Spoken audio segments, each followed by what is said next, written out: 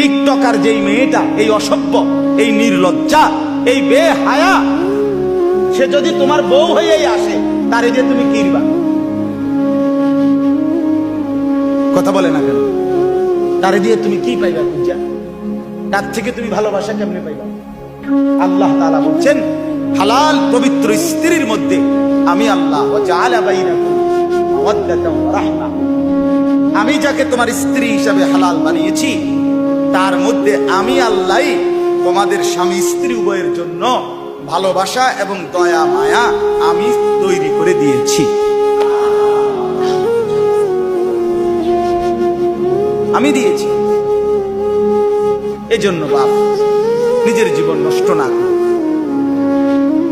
হায়াত নষ্ট না করে, ছেলেরা অনুরোধ করছি ভাইয়া, অনেক ছেলে মাশাআল্লাহ এই প্রচন্ড গরমের ভিতরেও আপনারা আসছেন, আল্লাহর ঘর মসজিদে মহব্বতে বসছেন। আমি আপনাদের এই ভালোবাসাকে কদর করি, মহব্বত করি, সম্মান করি। আপনারা এই ভালোবাসার দাবিতে বসলেন। আপনাদের কাছে অনুরোধ, ছেলেরা তোমাদের কাছে অনুরোধ, হায়াতের কদর করো ভাইয়া। জিন্দিগি যেন নষ্ট না হয়। আর কোনোদিন রাত ফিরবে না, আর কোনোদিন দিন ফিরবে না।